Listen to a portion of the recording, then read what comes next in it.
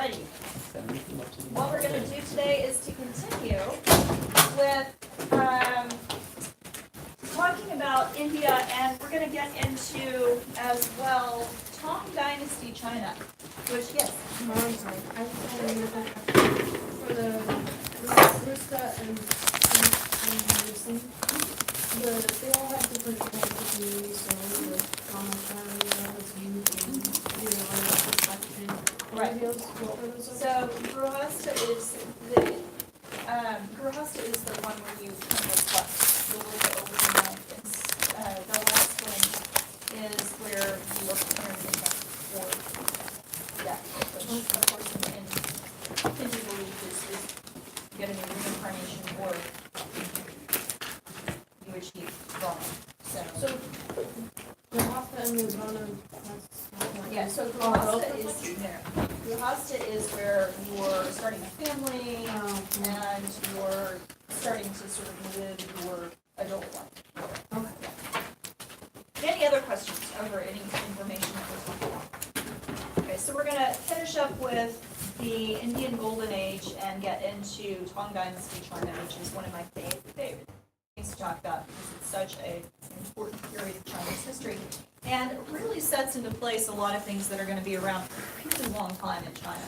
So it's interesting to go into all of the different things that are going to come out of it. So we'll do that as well. I do want to mention that next week what we're going to do is to continue with Tang Dynasty China and also talk about medieval Japan as well. So we'll get into Japan as well. I actually am not going to be here next week, so I'm going to a professional conference in Denver, which is really exciting because I've never been to Denver. I'm excited about that. I get to see the Rocky Mountains again, so I'm really excited. But there will be a guest speaker or a guest professor, let's call it that, who is going to come in and he will pick up with medieval Japan. So he's going to have a lot to say about that. I do expect you to be here. I am going to include those notes in your next exam, which is going to be the week after.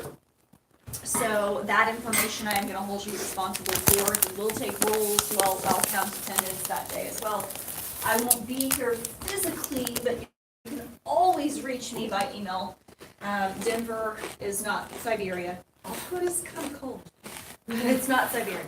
So I will have my email, I'll have my phone with me. I always have my phone with me, and I always check my email. So if you ever have a question, you can absolutely email me, and I will get back to you.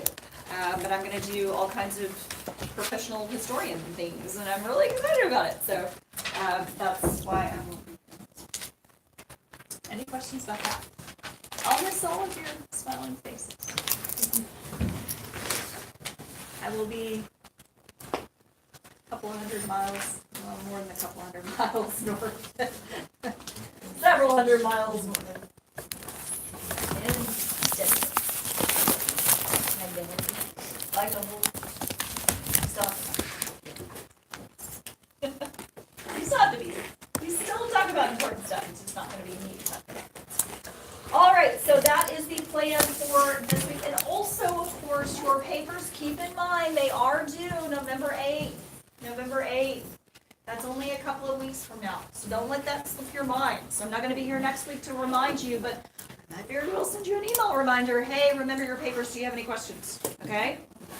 So remember those papers. I'm also going to send an email out about some things to kind of keep in mind. And actually, I'm going to stop class a little early today to talk about some things that I really want you to keep in mind as you're writing those papers. We're going to talk about citations and those kinds of things. So a little early today, I'll mention some things, but I'll also send you an email about that stuff as well. So keep your eyes out for that email as you're putting your papers together, things that you should keep in mind to maximize the number of points that you can get on those papers, okay?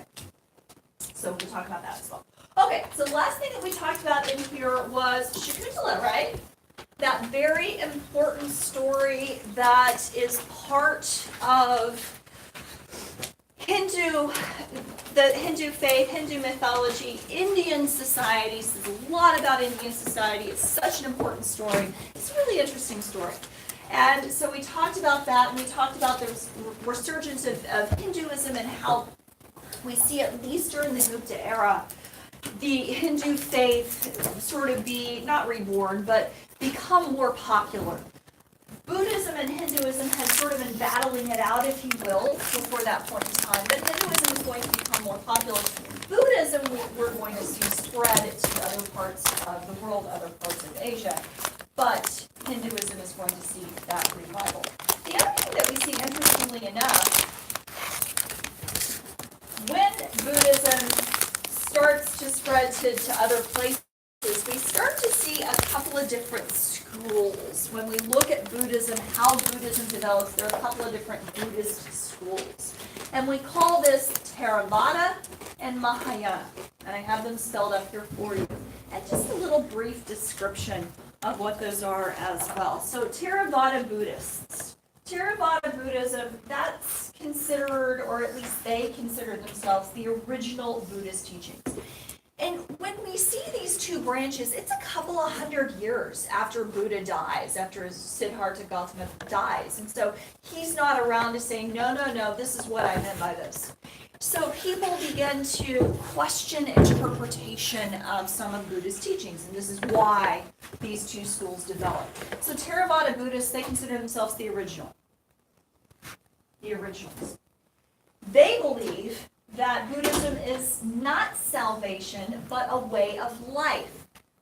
So if you're going to achieve nirvana, one of the things they believe you have to do is to really focus on reflection and those kinds of things. The monk way of life for them is the ideal. You spend your days reflecting, meditating. That is what they believed would get you towards nirvana. Mahayana Buddhists say nobody has time to do that. Like, nobody has time to do that. Only a very few people in society have time to do that.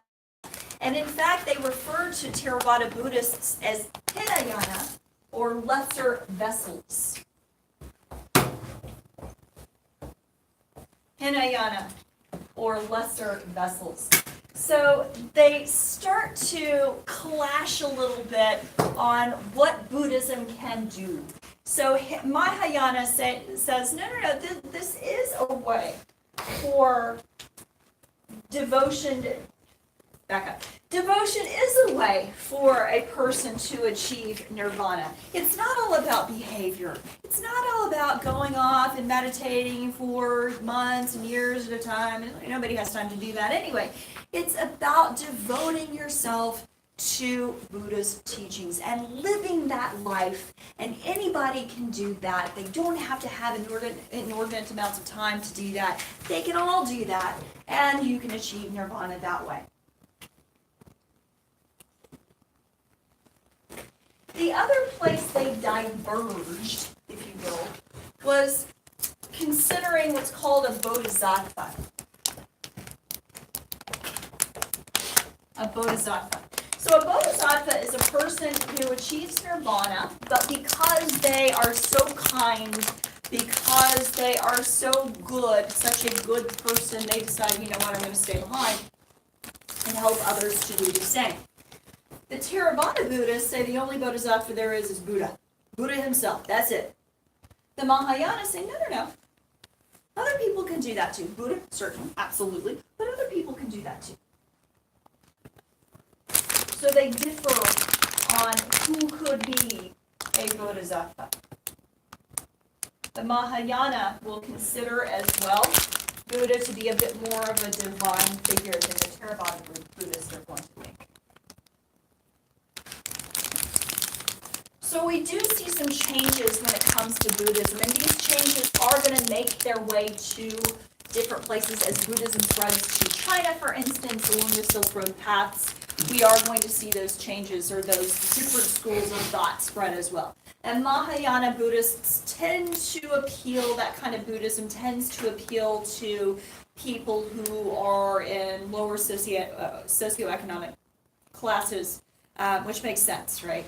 because they're going to be the ones who don't have the time to do all of that effort, meditation, and those kinds of things.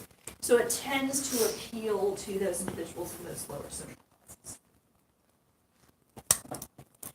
The other thing, interestingly, that we see at this point in time is the arrival of Islam in India. I mean, talk about this very diverse region of the world. India is a place where we see two major religions develop, and then we have Islam come into the Indian Peninsula as well. And it comes through the spread of the Islamic Empire, so you can see Abbasid conquests in yellow here, yellowish green, I don't know what you call that color, but the Abbasid conquest, you can see how far into places in Asia, here's India as well, how far into places in Asia and India the Islamic faith is going to spread. So we do see the arrival of Islam in India. And why would those individuals living in India convert to the Islamic faith? Any guesses? What would appeal to them about the Islamic faith, do you think? Equality. I'm sorry? Equality. Equality. Yeah, that's a big one.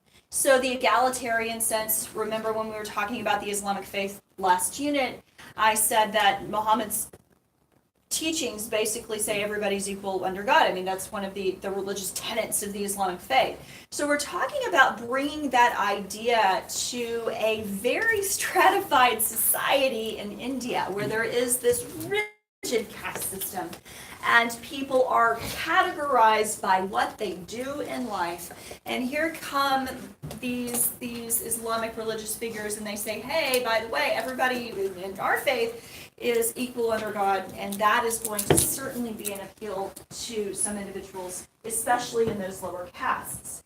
The other really big reason why we see conversion in India, it comes through taxes. Because remember I told you that Muslims did not believe that you forced conversion. They weren't going to force conversion on those individuals that they come into contact with. What they did do was to tax non-Muslims. And when they tax non-Muslims, that can be a reason why people might want to go ahead and convert to the Islamic faith, because it's the idea that, well, if we convert, we don't have to pay those taxes. So that's another reason why you see, at least in the places in India where the Islamic religion spreads, that conversion. Alrighty. One of the things that we also see, because if you look at the Islamic faith and you look at the Hindu faith, how similar are those faiths? Not very similar. Not very similar at all, right? So, Islamic faith, how many gods? One. One. Hindu faith, 33,000, right? So, that's different. Some of the social religious customs in those laws are very different. Hindus are generally vegetarians. The Islamic faith, there's a prohibition against the consumption of pork, but there's no prohibition against the consumption of beef, for instance. So there are all kinds of things in those two religions that are just very different, and they're going to clash. So when the Islamic faith spreads to parts of India, it's going to clash with the Hindu faith. And what comes out of that clash, interestingly enough, is another religious faith. And we call that Sikhism. So the founder of Sikhism is a guy named Nanak. And there he is. He was actually born in 1469. So Sikhism develops fairly late. He was born in 1469 in modern-day Pakistan. So it's that part of India where the Islamic Empire spreads, where we see those Islamic conversions, those Muslim conversions. That territory eventually becomes Pakistan much later on. But he's born in modern-day Pakistan. He was raised Hindu, got married, had a family, practiced his Hindu faith, meets up with a friend who is a very influential guy named Mardana. And together, they are going to help to spread this new faith. Now, as the story goes, he goes into the forest for reflection one day. He doesn't come out for 3 days.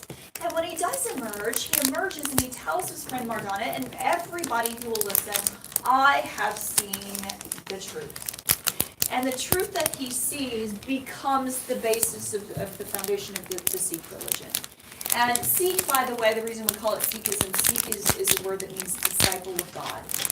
So what Nanak says is, there is one God, but he is beyond human comprehension. Like, we can't even compartmentalize him because he's beyond our understanding, our comprehension. We can't even think about him because we're too much of a lesser vessel to even consider it. Now, that was a way, and Sikhism, historians say Sikhism, and they see Sikhism as a religion that helps to kind of bridge some elements of the Hindu faith and some elements of the Islamic faith. So, Sikhism, by saying there is a God, there's one God, but he's beyond human comprehension, helps to kind of bridge those two major religions, because then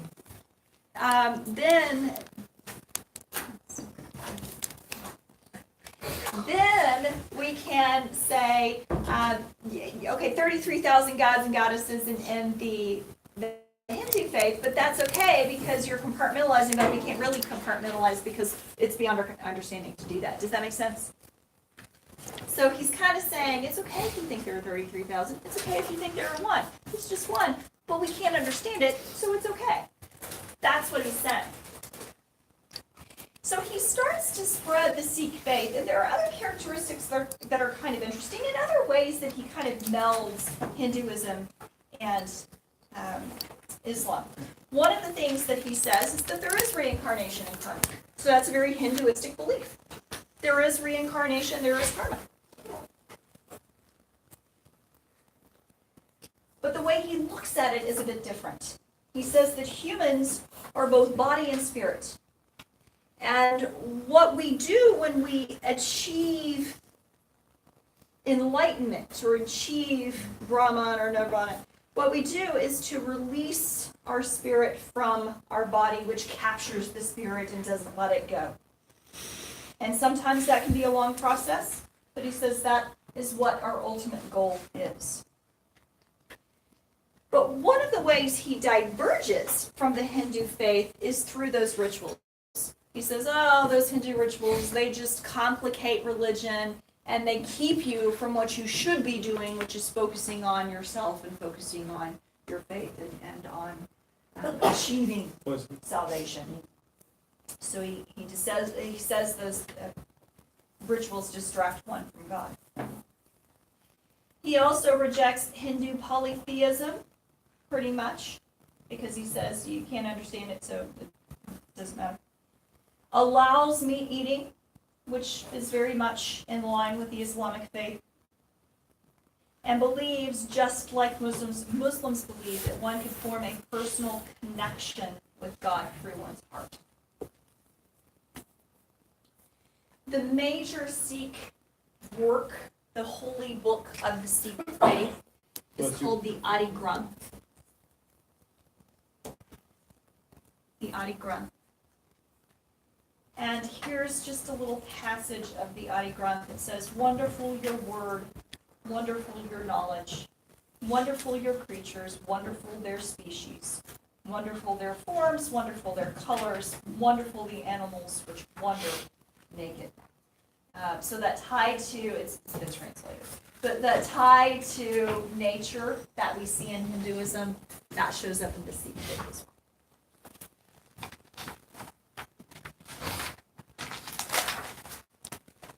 All right. So we have some pretty important religious developments there. I'm sorry. Yeah, religious developments there. Very quickly, let's talk about some things that are going on in early Southeast Asia. So when we look at Southeast Asia, we're talking about this region right in here. Here's present-day Vietnam, Laos and Cambodia. Here's Thailand. So this is Malaysia, the Malaysian Peninsula. So this area right in here. And what we see is that at this point in time, they're divided into a couple of different societies, even within one geographic region. So they can be agricultural societies, and we see mostly those agricultural societies in present-day Vietnam, present-day Cambodia, and trade societies. More in this area right in here, just simply because it gets tied into trade with India, of course, is over here. It gets tied into that trade network that is going to occur overseas.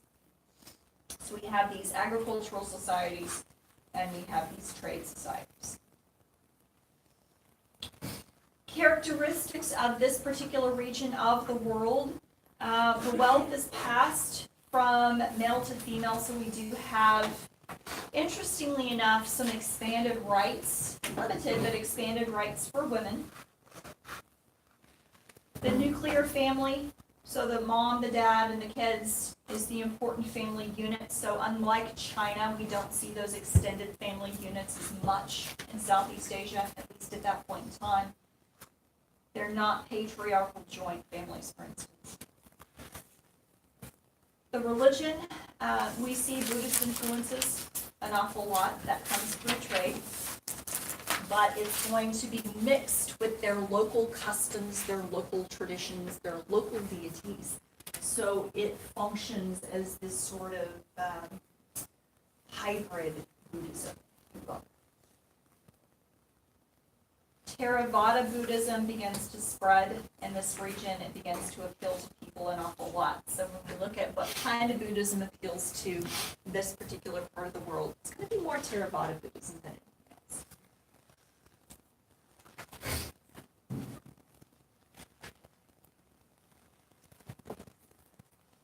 All right.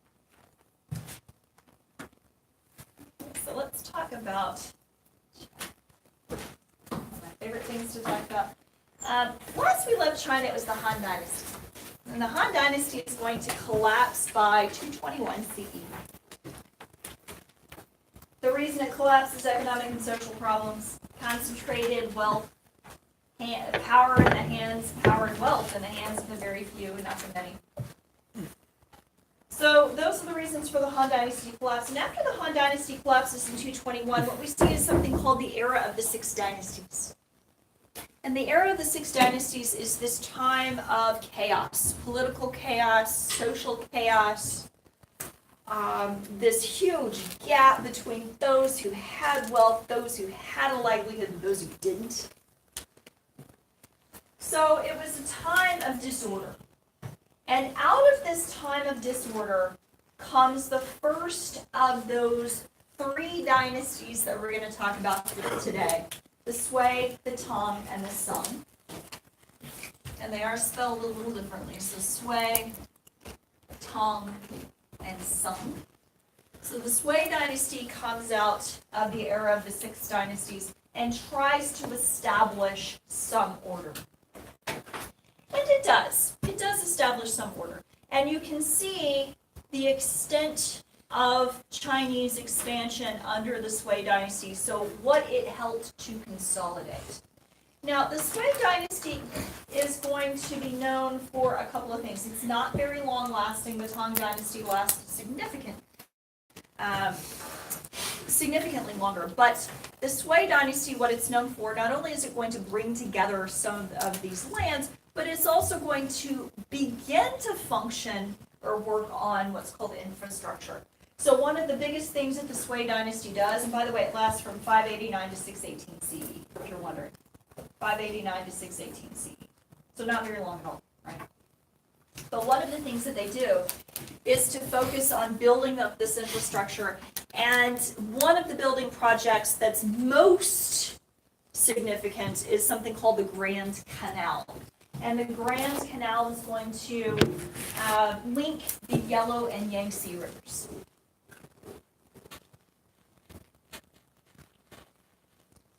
I'm sorry. Yellow and Yangtze? Yangtze.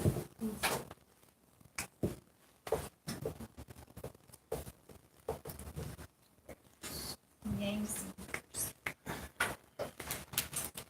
Unfortunately, the last of the Sui dynasty emperors, a guy named Sui Yangtze, is a tyrant, and he's very cruel. He tries to do all kinds of things, work. One of the things he does is to bring an army, a Chinese army, into Korea and try to take over Korea, which China eventually does, but not under the sway. And he fails miserably, so he comes back and he is deposed. And the guy who deposes him becomes the first of the Tang Dynasty emperors. And the guy who deposes him is actually a Chinese general. So this is a military coup that leads to the end of the Sui dynasty. The guy who deposes him and becomes the first of the Tang Dynasty emperors is a guy named Li Yuan. He's eventually going to take on the name Gaozu. Okay, so if you see either of those, it's the same guy actually. Known as Gaozu. But Li Yuan becomes the first Tang emperor and establishes the Tang Dynasty in 618 CE. And the Tang Dynasty lasts from 618 to 907 CE. So a significantly longer period of time than this one. 907.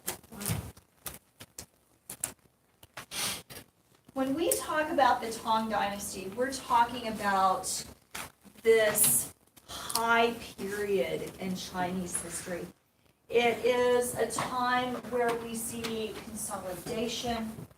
It's a time where we see strong rule, great diplomacy, sophistication, power. It's a time where we see China emerge as the strongest empire of its time. And there are a couple of rulers who are going to be very important to this process, to making the Tang Dynasty so important to China. And it's actually not Li Yuan. It's not Gaozu. Gaozu is going to rule from 618 to 626. At first, he actually rules through some Sui dynasty princes, but then decides, to heck with that, I'm just going to rule on my own. So he does. But then, in 626, he is forced from the throne by his son, who is going to become one of China's very great emperors. So his son's name is Li Shining, but he is more popularly known as, and this is what you need to know him as in your notes, Tang Taizong.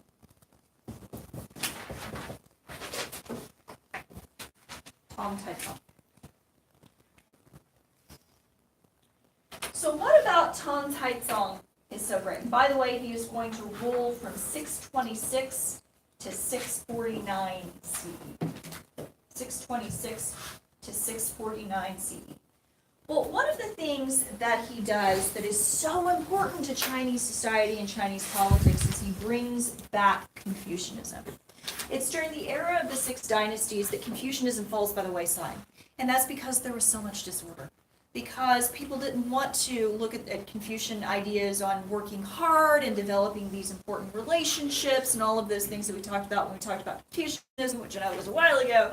But remember the father-son relationship, the ruler to the ruled, those important relationships that Confucian said, if you fostered, if you really worked hard on, and were diligent in life, you could create not only a harmonious life for yourself, but we would have a harmonious society.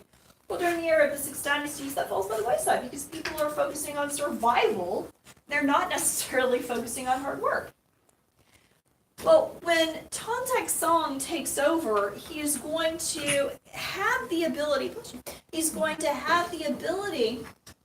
to refocus Chinese society on Confucianism because he helps to bring order.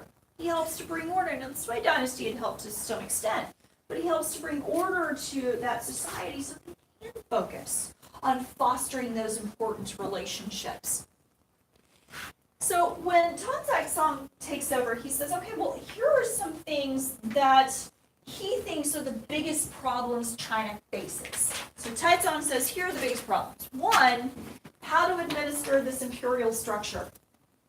If you look at what consolidated China is going to become under the Tang Dynasty, it's going to certainly expand over time. Here was the Sui, here's the Tang. It adds more territory, it's going to become bigger. And Taizong says, well, the biggest problem we have with that is we're expanding, is we're growing, is we're bringing in more territory, is how to govern it all.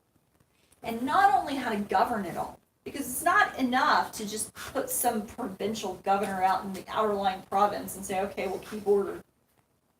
How to govern it effectively. He was most concerned with how to govern effectively and efficiently. Not just find a way to govern, to find the best people for those positions. And this has a lot to do with his ideas on Confucianism. So what I've done is to actually pull some of his ideas about government for you. And I want to go over some of them. I want to read some of them and go over some of them. So these are excerpts from Emperor Taizong on effective government, what he thinks makes effective government. So he says this in part. The country is huge, and the responsibility for it is heavy. A huge country cannot be evenly governed by the emperor alone. The responsibility is too great for one man. Thus, the emperor should find relatives to guard the outerlying provinces. Whether the country is at peace or in danger, they cooperate. Whether the country is thriving or declining, they work together with one heart. Both distant and close relations are supported and employed. Encroachment and rebellion are prevented. So what is he saying here? What is he saying is important? In part, yeah, and that's one of those Confucian relationships too, right? You have to have a harmonious family, to have a harmonious community, to have a harmonious society, to have a harmonious China. JJ? The empire needs to be kept together. The empire needs to be kept together. And what's going to facilitate that? Like, how do we do that? Good running of the empire. Good running of the empire, but also finding people who are going to do what when it comes to the emperor? Be loyal. Be loyal. Work with him. He very much seems to suggest that relationship, that working relationship between the emperor and those men in the Chinese bureaucracy should be not an equal relationship. Because in Confucianism, those relationships are not equal. But they're working relationships in the sense that there's a respect built in there. So if those provincial governors, for instance, respect the emperor, he respects them, and together that respectful relationship can lead to finding solutions for the problems that affect the Chinese people. So he's very much focusing on that. He goes on to say this. The emperor, living in the palace, is blocked from direct access to information. For fear that faults might be left untold or defects unattended, he must set up various devices to elicit loyal suggestions and listen attentively to sincere advice. A foolish emperor, by comparison, rebuffs remonstrations and punishes the critics. As a result, high officials do not give advice lest they lose their salary, and low officials do not make any comment lest they lose their lives. What is he saying here? Well, it's just, Open criticism. Sean, same thing.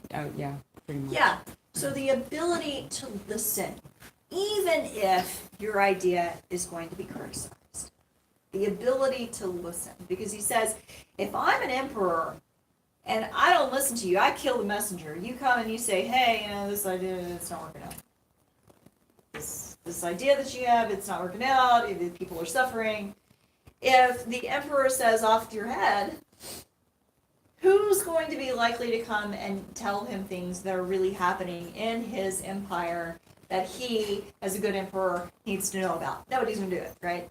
Nobody's going to do it because everybody fears that the emperor is going to throw them in jail, or they'll lose their position, or they'll lose their lives. And he says, that's not good. That's not a good way to rule. I should be open to hearing your suggestions.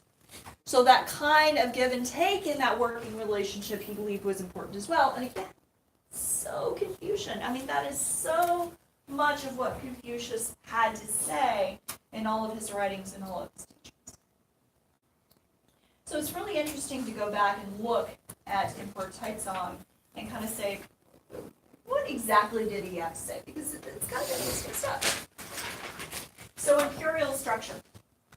The other thing that he believed they had to work on was improving infrastructure to better communications. Now, the Sui dynasty had started this, but they were not around for very long, right? So they build a Grand Canal, that's great, but as the empire gets bigger, you need to make sure to keep that infrastructure in place. So improving infrastructure to better communications. And finally, solving problems with land ownership and equitable taxation. It's during the era of the 6 dynasties that I said the gap between the wealthy and everybody else was so big. Landed estates were monopolies. And people didn't have the ability, everyday people didn't have the ability to have land, to have a livelihood.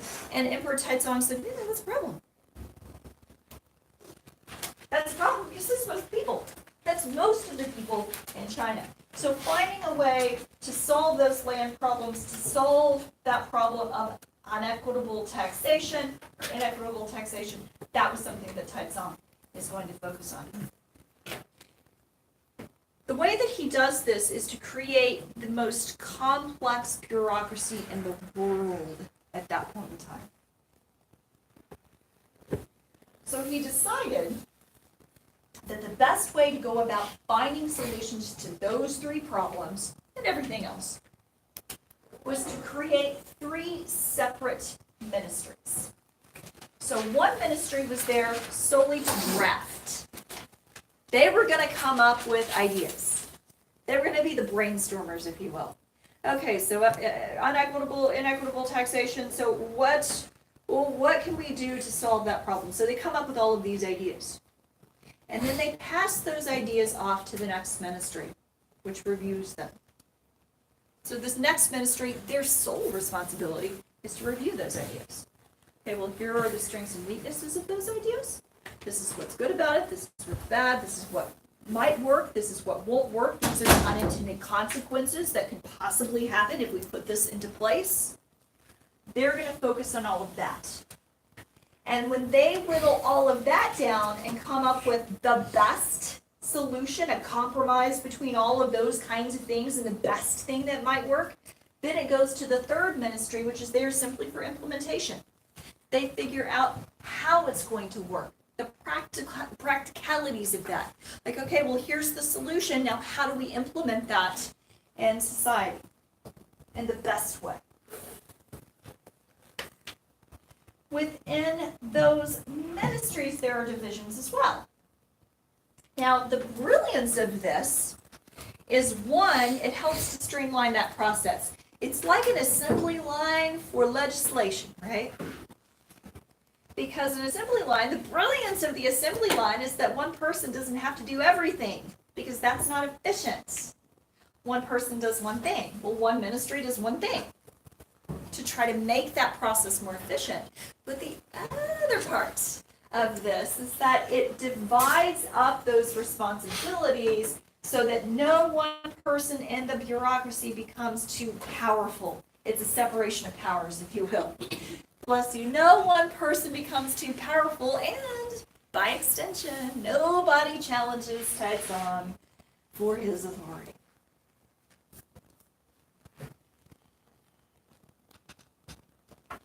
Another part of this bureaucracy that goes into place involves a land registry.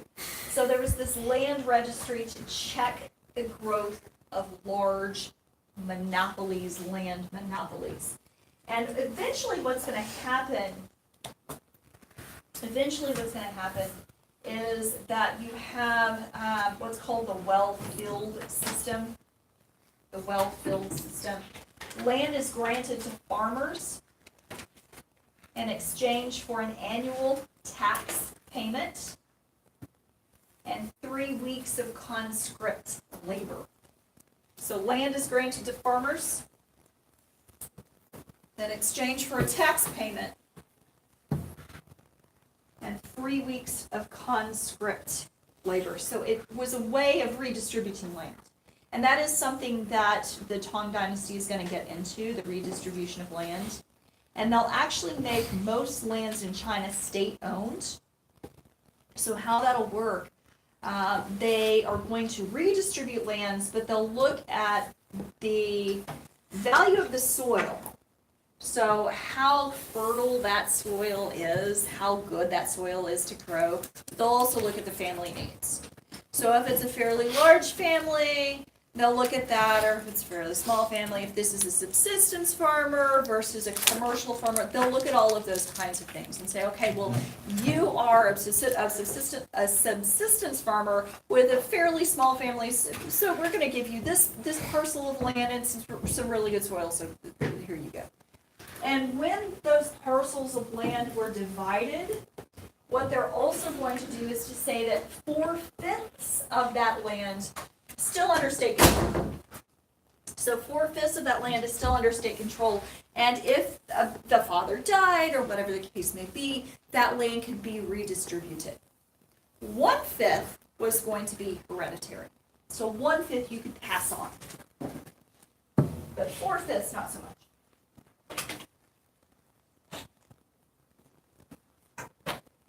So this land registry was created to assess the lands. It's like a survey. They're going to assess the lands. They're going to figure out what they have, what's the best growing land, what's the least fertile land, and figure out how to parcel all that land up.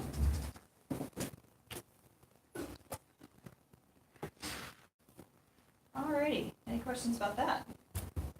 We're not done with the bureaucracy. It's even bigger than that, because the other thing is, okay, well, I've divided up the bureaucracy, I've divided up all of these responsibilities, but how do I figure out how to get the best people in these positions? Well, the Sui Dynasty actually started this. The Tang Dynasty is going to expand it. So the Sui Dynasty said, well, here's how you do that. You have these written exams. You have written exams that these individuals take based on all of these principles that you want them to have, all these things that you want them to have. And you test them on it. And if they do really well, then they're probably going to be really good provincial governors or really good ministers or whatever the case may be. And depending on how well they test is where you place them. So these exams, they're actually going to get fairly complex.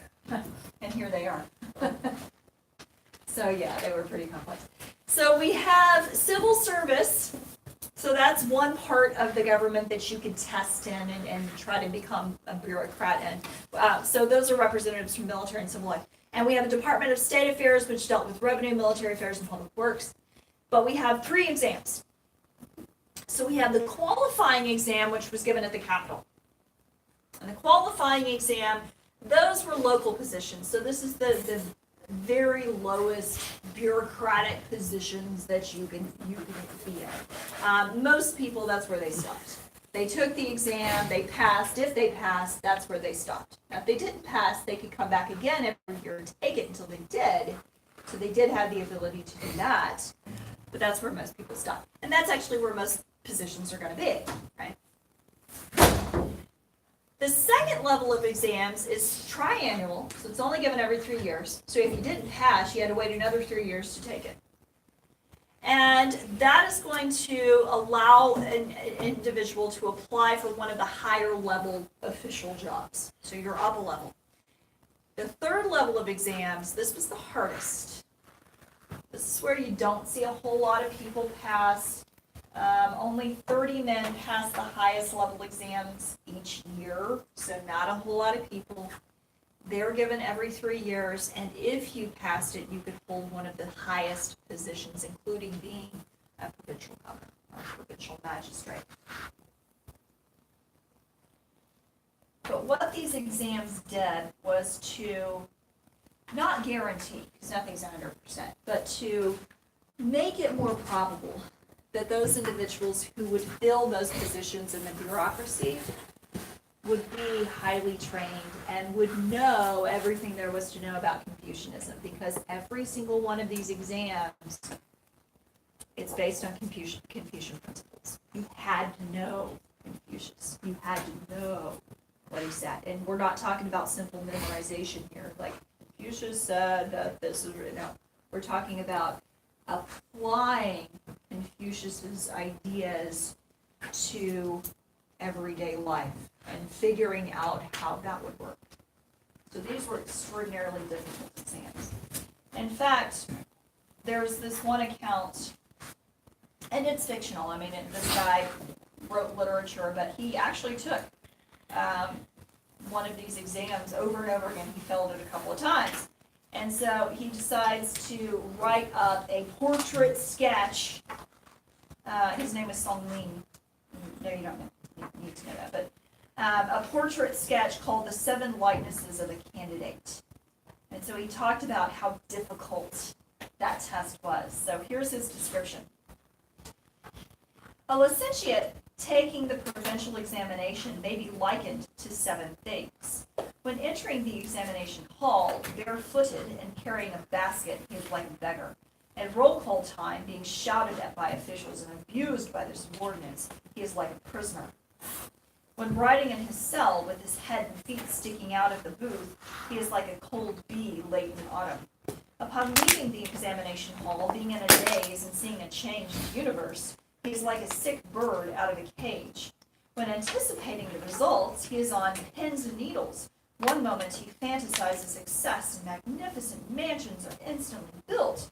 Another moment he fears failure and his body is reduced to a corpse. At this point, he is like a chimpanzee in captivity. Finally, the messengers come on galloping horses and confirm the absence of his name on the list of successful candidates. His complexion becomes ashen, and his body stiffens like a poisoned fly, no longer able to move. Disappointed and discouraged, he vilifies the examiners for their blindness and blames the unfairness of the system. Thereupon he collects all of his books and papers from his desk and sets them on fire. Unsatisfied, he tramples over the ashes. Still unsatisfied, he throws the ashes into a filthy gutter. He is determined to abandon the world by going into the mountains, and he is resolved to drive away any person who dares speak to him upon examination essays. With the passage of time, his anger subsides, and his aspiration rises. Like a turtle dove just hatched, he rebuilds his nest, and starts the process once again. So it's kind of like final exams, right? Although hopefully you don't burn your books afterwards. Don't do that. But it's interesting because he gives this idea of how very difficult these tests were, and they were extraordinarily difficult. We had thousands of men take these exams, and only 33 are going to pass the highest level. So, statistically speaking, it was so much more likely that you were going to fail than you pass. Now, one of the things that Taizong will do, and the Tang Dynasty will do, just kind of in general, other emperors will do this too, is to expand what are called state schools. So the Tang Dynasty, Taizong in particular, said, well, okay, well, we have these really hard-written exams that makes sense because we want people to be qualified, but let's have these state-run schools that can help people to prepare for these exams and teach these Confucian principles and those kinds of things. And that was an effort in some ways to open up that examination process to people of different socioeconomic backgrounds. So it wasn't just going to be the wealthy who had the ability, the time, and the ability to study for these things. It was going to be other people too who showed promise, showed intelligence, who could go to these state schools, learn what they needed to learn to pass the exams. So that was the idea. Now in practice, it's not exactly going to work out that way. In practice, it's going to be much more difficult for people from lower classes to study, to even get to those schools. If you're a poor farmer, you're not necessarily going to have the ability to make it to one of those schools. The potential was there, but in practice, it's mostly going to be wealthier families sending their sons to these schools. So the intent was good. Practice not so much, but the intent was good. All right. Any questions up to that point? Who knew? Tang Dynasty China. appeals to me. I don't know why. Maybe it's the organizational part of myself, but it appeals to me, this idea of not only finding a solution to a problem, but deliberately and slowly finding the best way to implement that solution. And this bureaucracy was supposed to do that. And by the way, this bureaucracy stays in effect. So Tang Taizong rules in the 7th century. This bureaucracy stays in effect until the 1900s. So it's going to be in effect for quite some time. Yes. I do have a question about the bureaucrats. Sure. Now, was that their only job, or were some of them like landowners and farm Sure. owners and business Yeah, you owners? could, well, not necessarily. Because with that position came some kind of wealth or influence. Mhm. Not necessarily lower level positions. The lower level positions, yes. I mean, especially if you were one of those local officials. The idea was that you lived in that community and you had some land, and that was something else that you did as well. Okay. So it wasn't just, this is your job and you can't do anything else. Good question. Any others? And I believe one of the things they provided, especially those local officials, they said, okay, well, here's where you're going to go, and here's a cow. So you can bring your family, and here's a cow that you can kind of use to have your farm life, if you will. Yeah. So they gave him a cow. All right, so one of the other things, again, that they focused on was transportation, and we see some pretty big inroads made. Taizong makes some pretty big inroads. He has roads built. He has more canals built. He has a horse courier system, so it's kind of like the Pony Express. A horse courier system and teams of fast human runners. So kind of like the Incas, right? They had these teams of fast runners. Yes. About the rickshaw, wasn't that a thing? Yeah. But the horse courier system would have been horses. That's a for longer period. Yeah. So the other thing that he decides to do, if he has this horse courier system, this team of fast runners, he's like, well, we need to have some kind of place for them. If we want to carry information as quickly as possible, we need like rest stops. So he's like, okay, well, we'll build these rest stops. And he built these inns and these stables along the way so that all of these men and horses could stop and refresh themselves, eat, get water, sleep, and then move on. So this was a way to better carry information across the empire. And by the way, they were pretty good at this. So if a horse was used, if you use that horse courier system, communication from one part of Tang Dynasty China to another. So if you were going to cross the dynasty, or cross China, you were going to go from here to over here. It only took 8 days. For that to happen, one, you have to have infrastructure. You have to have good roads. You can't be running that horse on muddy roads and in forests and all of that kind of thing, and that's going to slow the horses down. So you have to have good roads. You have to have good infrastructure, and you have to have those places where you can stop and change horses and those kinds of things. And they're going to have the ability to do that. And to give you some perspective, look, one of the problems that the United States in U.S. history will face in the early 19th century is infrastructure. We didn't have any. We had some, but we didn't have really good infrastructure. In fact, Congress is going to conduct a study in the United States in the early part of the 19th century, and they found that if you wanted to move a person or goods from Buffalo, New York to New York City, using a horse, it would take you 20 days. 20 days in the state of New York versus 8 days across China.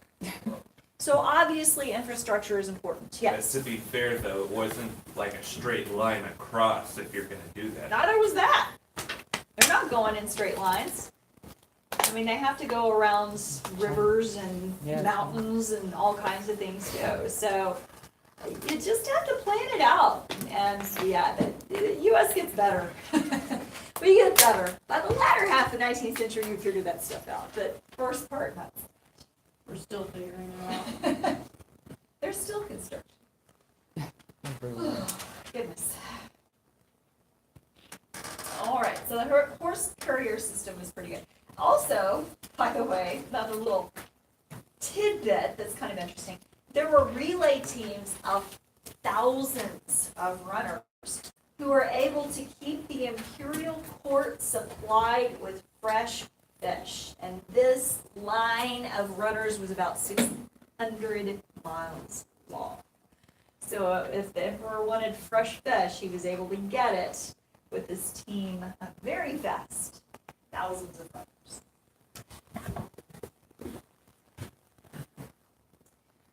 All right, so I mentioned the land reforms that we see, the well-filled system, dividing up the land based on usage, based on the value of the land. 4/5 state-run, 1/5 could be hereditary. There were going to be some problems with that. First of all, population in China is going to grow, and that puts a strain on the land resources. So they're redistributing as much land as they can, but as the population grows, obviously, the land is a limited thing. So that is going to cause some problems. The other problem that they'll see is that bribery and favors by influential men led to amassing more land than that person should technically have. And so they try to use this land system to break up those land monopolies, but unfortunately some of those are still going to remain. So those are problems that the Tang Dynasty is going to deal with in other dynasties like that. One of the other high points of the Tang Dynasty, interestingly enough, is this woman. So we have Emperor Taizong's ninth son, a guy named Gaozong, who's going to rule from 650 to 683. I'll put his name up here on the board for you. Oops, running out of space. There we go. So Gaozong from 650 to 683. He rules. Emperor Taizong's ninth son. The others died in 650. So he is going to eventually meet up with this very important, powerful woman named Wu Taizong, or Wu Zaitan, I'm sorry, Wu Zaitan. And how she comes to power is kind of interesting. So she actually is not born into royalty. She was a 13-year-old concubine to the emperor. Comes to the palace and was so influential so fast that within a few years she's going to start ordering servants around. Gaozong is very much in love with her, taken with her, and so he gives her a lot of power and a lot of influence within his court. Now his Confucian advisors don't like that. Those Confucian advisors get to him and they say, you're giving her too much power here. This isn't what you should do. And what she does is to convince Gaozong to do away with his empress and make her empress instead. And once that happens, she's able to use exile, murder in some cases, to get rid of those individuals who spoke out against her. So she's able to consolidate her authority. In 660, Gaozong is going to have a stroke, and this very much lessens his ability to rule. JJ? Do we know if she killed the other empress, their ex-empress? No, she just gets removed. So exile for her. Yeah, So there was no political squabble there. Killed. But she does have some people killed, so I can't say that she doesn't order murder. She does do that. So 660, Gaozong has a stroke, and this limits his abilities, and that allows Wu Zaitan to basically rule in his stead. Now, when Gaozong dies, Wu Zaitan is going to rule through a couple of her sons that she has with them. But at some point, she decides, to heck with this, I'm going to rule on my own. And so she does between 690 and 705. So for 15 years, she's ruling on her own. And she is going to do some things that are going to be important for Chinese history. One thing that she does is to expand the examination system, trying to open it up to more men of different ranks, trying to make it as fair and equitable as possible. So she continues those reforms that Taizong begins. She's going to attack and defeat Korea. So she sends the Chinese army into Korea, where the Sui dynasty failed. She, under the Tang dynasty, will be successful. She was also known as a patron of music and literature, and supported biographies on famous Chinese women.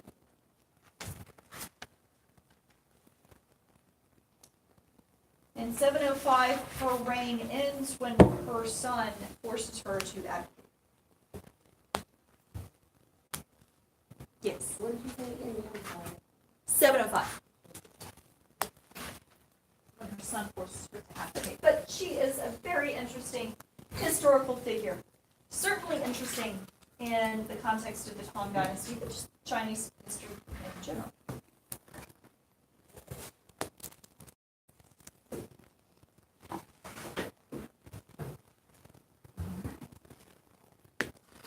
So what other things are going to happen under the Tang Dynasty? Well, whoops. Actually, let me go back this way. Get to a map. There we go. So one of the other things that we see, spreading the Tang Dynasty to different places like Korea, the Korean Peninsula, Manchuria, parts of northern Vietnam, Central Asia, and Tibet. Parts of northern Vietnam, Central Asia, and Tibet.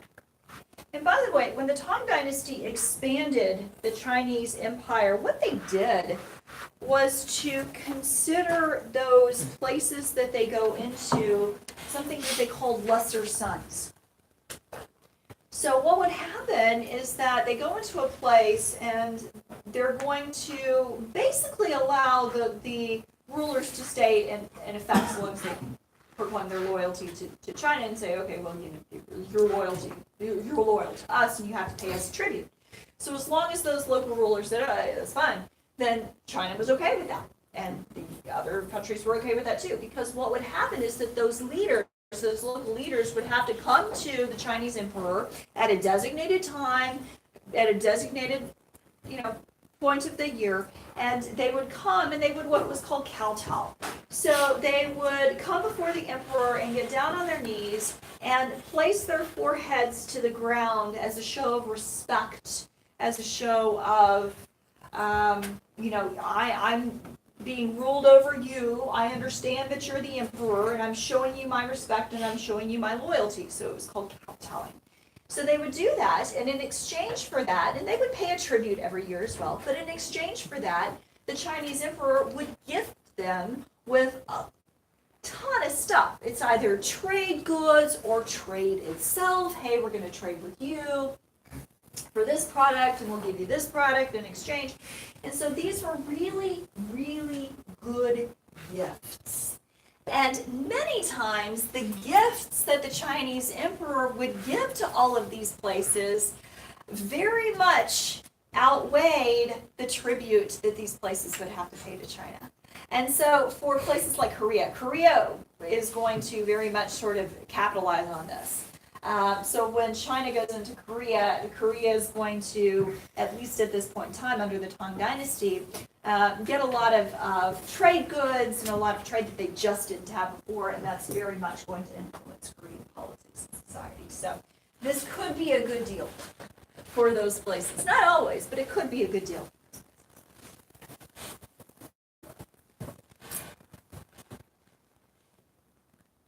All right, so one of the battles that we don't always know about, but it's kind of important, and this is an important moment in Chinese history because China could have expanded under the Tang Dynasty even further, but they don't. And the battle that is important is called the Battle of Talis in 751 CE.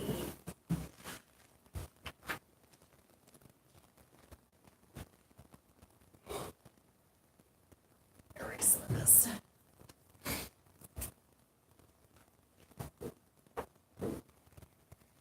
figured out that the new markers that I'm so proud of don't exactly erase very well on this board, and I don't know why. I'm gonna say it's the board, it's not the marker, because I've used it in other rooms, and it works fine, but whatever. Okay, so the Battle of Talas in 751 CE. And this was a battle between the Chinese and the Islamic Empire, actually. And it's basically a battle of control for control of Central Asia. So it's the Abbasid reign, by the way. If you're wondering which reign it is, which caliphate it is, it's the Abbasid Caliphate. And one historian says, quote, the Battle of Talas determined the question which of the two civilizations, Chinese or Muslim, should predominate in the lands of Central Asia. China loses. And so that allows the Islamic Empire to take dominance in that particular area. Otherwise, the Tang Dynasty would have spread even further. And this was, which area was, like, I know it's Central Asia, but which, so like, what's now Western China, or where is this occurring? And I don't have it on a map. Hold on. I should put it up here. Searching for that. Give you a better idea of location was. And this is what caused the Tang Dynasty to end? Not what caused it to end. What caused it to stop spreading. Oh, okay. Yeah.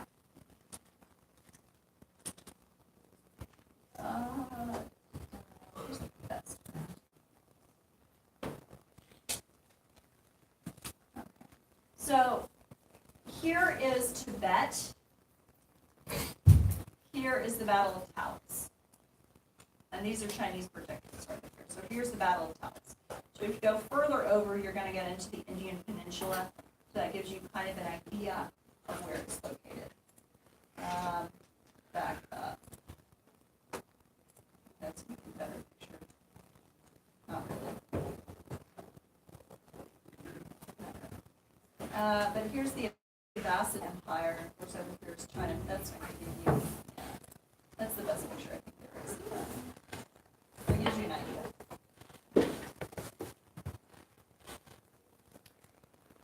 Alrighty. The economy under the Tang government is going to monopolize certain trade, and that includes trade of salt, liquor, and tea. Like control or Alcohol in that region, yes, yeah. Salt, liquor, and tea. Also, there's a demand for other Chinese objects along the Silk Road, including porcelain and paper. Was this around the time when the Silk Road became popular? Oh, it was popular well before. They're just going to very much tap into those trade networks. They're also going to send a bunch of ships overseas to trade as well. There was a famous shipwreck, an Arab ship that was sunk off the Chinese coast, and on board they found China platters and bowls. All of this stuff was made in China, but it shows that very extensive trade with different countries as well.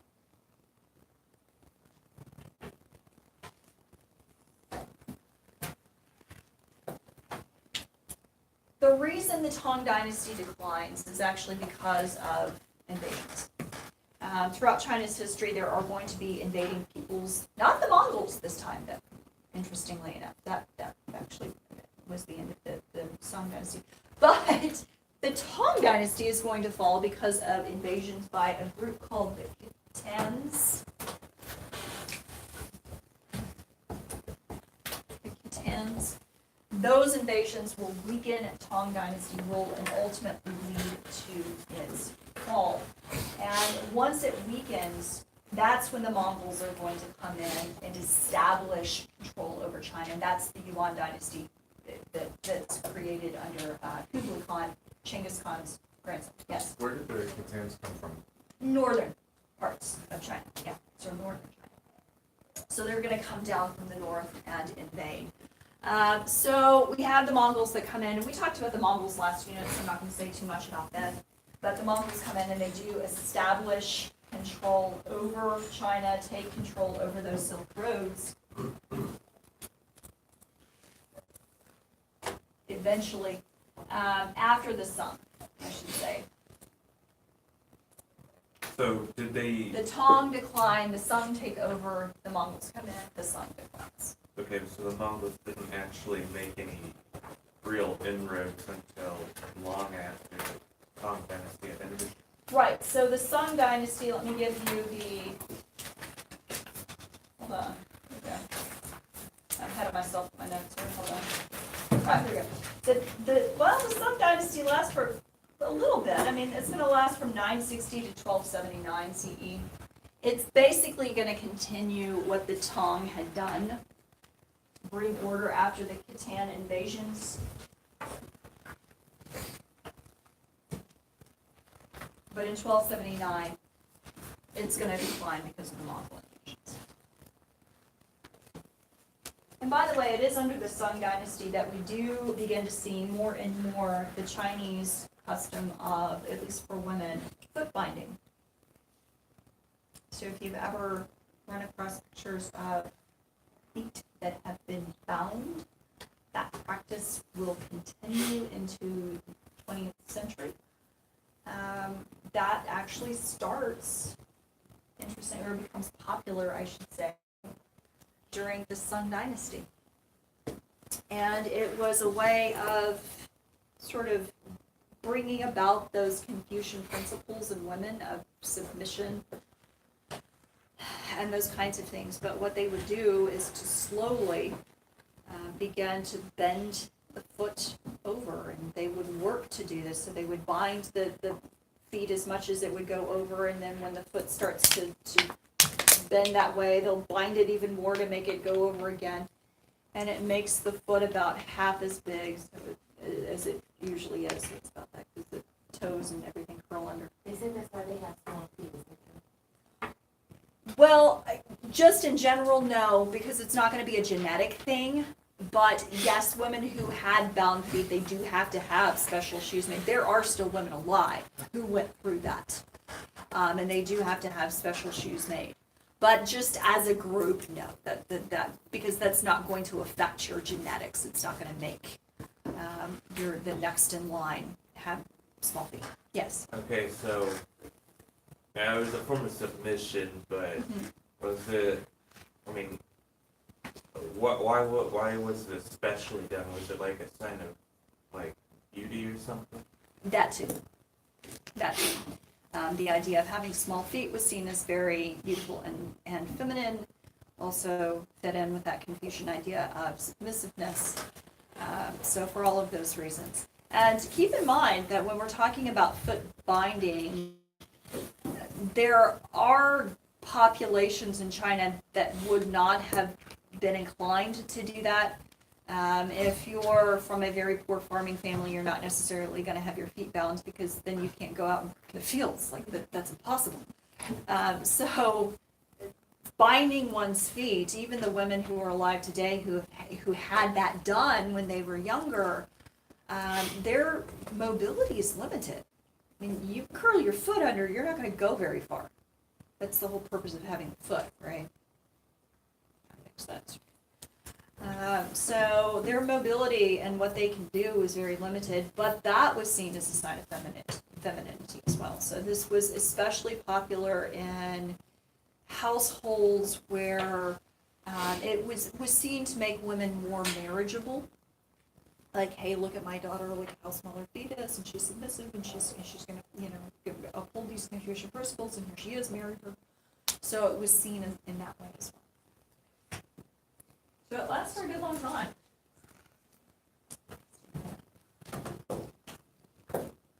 And there are pictures you can go find. The process itself is pretty horrific and extraordinarily painful because you're bending your foot. Yes.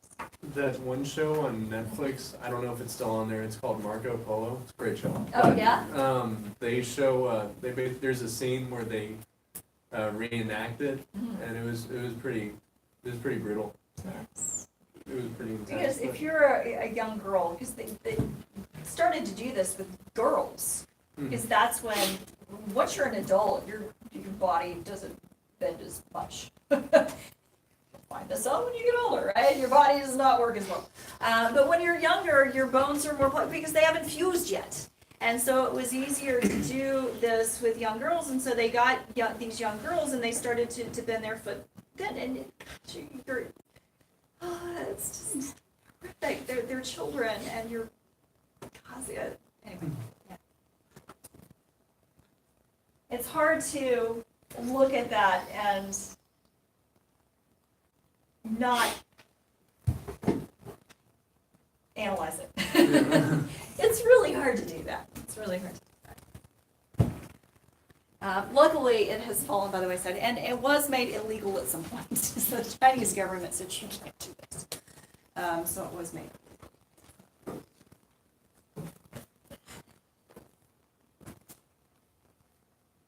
Questions about that? I hate to end up foot binding, but that's kind of what we're gonna do. Don't go bind your feet. Okay, so what you will do next week, and again, I will be at a conference next week, so I'm not gonna be here. I will be here in spirit. But there will